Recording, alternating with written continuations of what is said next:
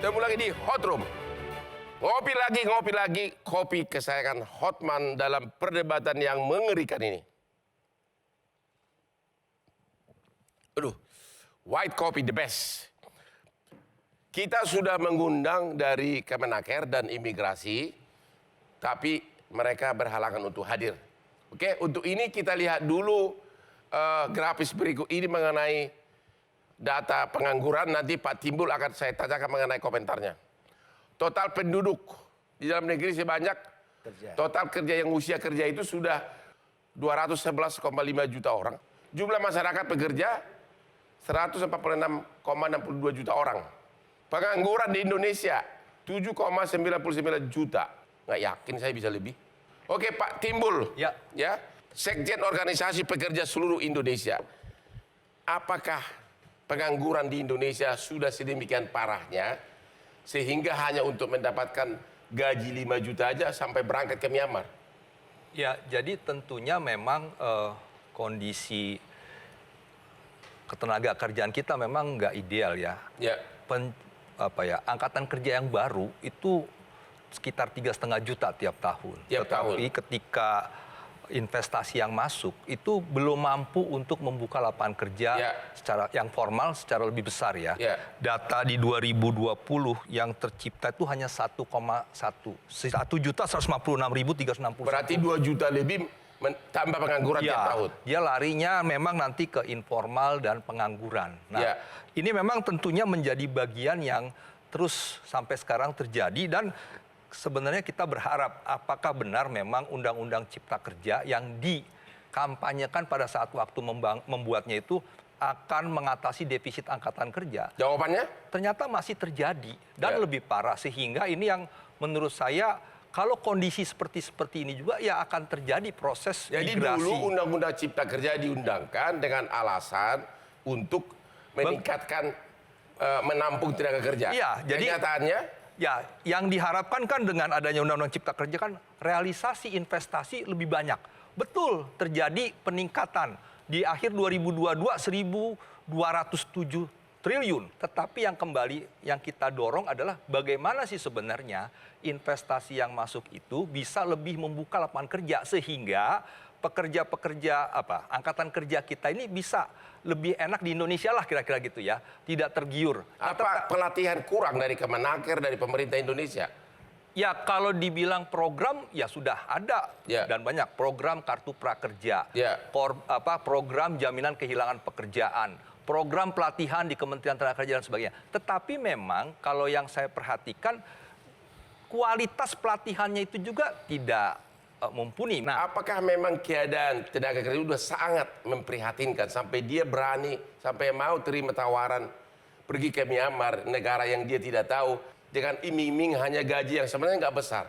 Apakah keadaannya sudah sangat parah? Ya, secara rasional daripada menganggur. Ya. Artinya kan tawaran kerja di sana, ya akhirnya mendorong dia ke sana. Kalau di sini dia dapat kerja, ngapain ke sana? Terima kasih. Resiko, kan begitu. Pak Beni, apakah memang situasi tenaga kerja Indonesia sudah sangat memprihatinkan? Sampai segitu parahnya, sampai ke negara-negara yang tidak maju pun, yang sudah terkenal mafia, masih banyak berangkat. Mungkin lebih tepat nanti Naker yang menjawab itu ya. Tapi kalau statistik kita lihat angkatan kerja itu kan berada di 144 juta per hari ini. Kemudian pengangguran kita ada di 8,2 juta.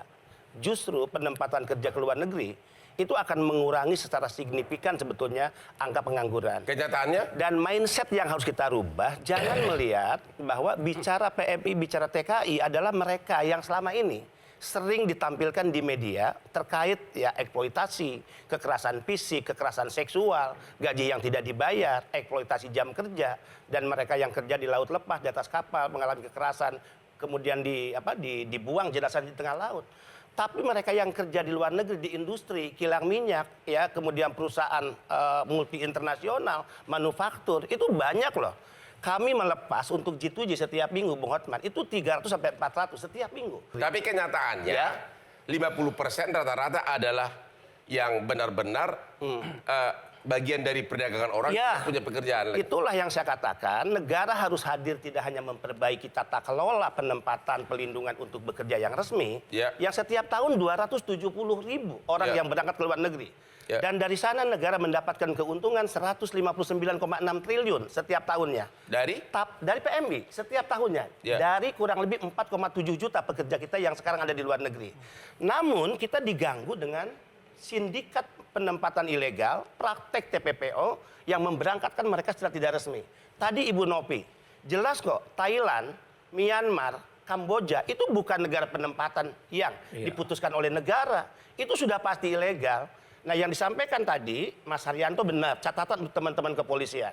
Modus operandi mereka ini kita udah paham kok. Ya, kemudian bagaimana kantong-kantong yang menjadi target rekrutmen dibawa kemana mereka ditampung, pintu keluar mana yang akan digunakan, apakah jalur tikus, pelabuhan, PLBN, kemudian bandara, kita udah ngerti semua. Calo-calo kaki tangan siapa, tarik ya, pendalaman lakukan oleh kepolisian dengan modalitas intelijennya, siapa yang membiayai, bandar, tekong, mastermind-nya, pasti bisa kok. Ini hanya masalah komitmen Tapi, Pak, penegakan hukum kan sebetulnya. sudah dibentuk khusus Satgas. Gugus Badan tugas. Perlindungan Pekerja Ya. Migran Indonesia dari dulu. Bahkan Benar. boleh tahu nggak anggaran Bapak katanya sebagai Ya, di ini BP2M ini sudah naik jadi berapa triliun? Ya, ini Nggak, kenaikan berapa? Ini badan yang mati segan hidup tak mau ya. Jadi seolah-olah kelahirannya tidak dikehendaki secara tulis oleh siapa. Baru-baru ini kata anggaran sudah Ini dinaikkan. badan yang terkecil anggarannya hanya 300 miliar per tahun, kemudian 61% itu habis untuk pembiayaan pegawai di 23 provinsi. Mengajukan tambahan 400 menjadi 700. Dan Ya, sampai hari ini belum pernah disetujui. belum ada yang dikabulkan. Belum ada. Tapi terkait TPPO itu tidak tanggung jawab BP2MI loh. Sekali lagi, kita hanya mengambil bagian kecil dari tugas yang bertanggung jawab siapa? 24 kementerian lembaga. Oh, Ya, oke. Gimana Pak? Jadi melihat TPPO ini sebetulnya kita harus mencoba untuk meluaskan cara pandang kita Ya. ya. Bicara soal TPPO, hal yang paling harus kita sikapi adalah soal penegakan hukum, Bang.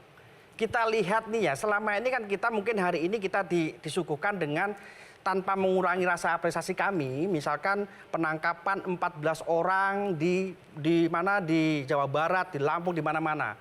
Maka kemudian kita juga ingin mencoba untuk merubah paradigma itu. Yaitu Penangkapan oke, tetapi dalam Undang-Undang 21 tahun 2007 adalah tidak cukup TPPO kemudian ditangkap. Ada kasusnya. Kita ambil contoh kasus TPPO yang saat ini dikerjakan di Polda Jawa Barat misalkan. Itu kemudian ditangkap. Bahkan Pak Beni juga pernah membawa korbannya ke kantor BP2MI. Titin Marsini. Ya kan, kemudian dipublikasikan menjadi pelaku TPPO. Tapi persoalannya 10 hari di Polda Jabar dilepas.